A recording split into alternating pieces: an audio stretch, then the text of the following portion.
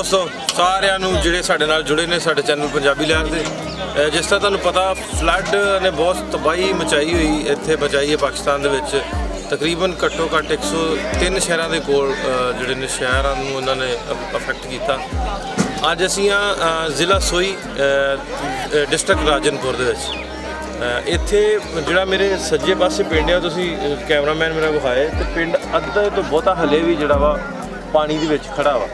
ਤੇ ਉੱਥੇ ਤੱਕ ਫਿਰ ਇਹਨਾਂ ਨੂੰ ਗਵਰਨਮੈਂਟ ਨੇ ਜਾਂ ਹੋਰ ਅਦਾਰਿਆਂ ਨੇ ਇੱਕ ਟੈਂਟ ਸਿਟੀ ਬਣਾ ਕੇ ਪਿੰਡ ਤੋਂ ਬਾਹਰ ਦਿੱਤਾ, ਤੇ ਉੱਥੇ ਆ ਕੇ ਇਹਨਾਂ ਨੇ ਟੈਂਟ ਲਾਇਆ ਤੇ ਇੱਥੇ ਬਾਹਰ ਬੈਠੇ। ਇੱਥੇ ਅਸੀਂ ਅੱਜ ਮੈਡੀਕਲ ਕੈਂਪ ਕਰਨ ਆਏ ਸਾਂ, ਨਾਲ ਰਾਸ਼ਨ ਨਾਲ ਸਾਡਾ ਲੰਗਰ ਜਿਹੜਾ ਚੱਲਦਾ ਵਾ ਉਹਦੀ ਸੇਵਾ ਵਾਸਤੇ ਆਏ ਹਾਂ। ਸੋ ਕੋਸ਼ਿਸ਼ ਕਰੀਦੀ ਹੈ ਕਿ ਉਹਨਾਂ ਰਿਮੋਟ ਏਰੀਆਜ਼ ਉਹਨਾਂ 'ਤੇ ਪਹੁੰਚਿਆ ਜਾਵੇ ਜਿੱਥੇ ਨਹੀਂ ਜਾਂਦੇ। ਇਸ ਏਰੀਏ ਦੇ ਵਿੱਚ ਵੀ ਥੋੜ੍ਹਾ ਜਿਹਾ ਰਾਹ ਮੁਸ਼ਕਿਲ ਹੈ, ਉੱਤੋਂ ਦੀ ਹੋ ਕੇ ਆਉਣਾ ਪੈਂਦਾ, ਟੁੱਟਾ ਰਾਹ ਹੈ।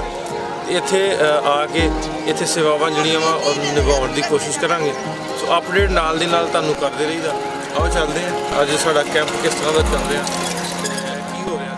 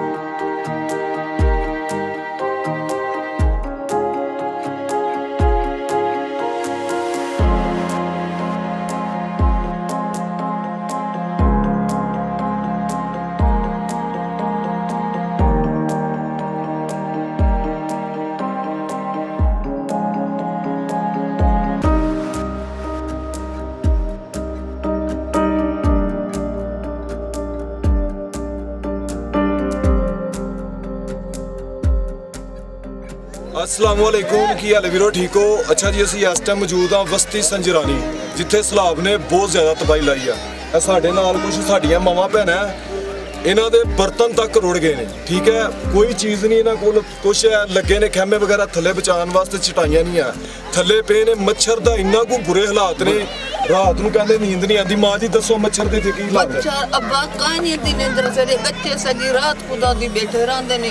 इहो ये जेड़े बच्चे से छोटे छोटे सजी रात खुदा दी असा दुधने औरतां असा एक कपड़ा करें पखे से लोड़ गए।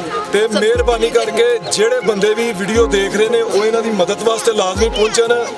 ਮਾਂ ਜੀ ਕਹਿ ਰਹੇ ਨੇ ਕਿ ਕੱਲ ਸ਼ਾਮ ਦਾ ਖਾਣਾ ਮਿਲਿਆ ਸੀ ਤੇ ਅੱਜ ਸ਼ਾਮ ਹੋ ਗਈ ਏ, ਅੱਜ ਖਾਣਾ ਮਿਲਿਆ, ਮਤਲਬ 8 ਪਰ ਬਾਹਰ।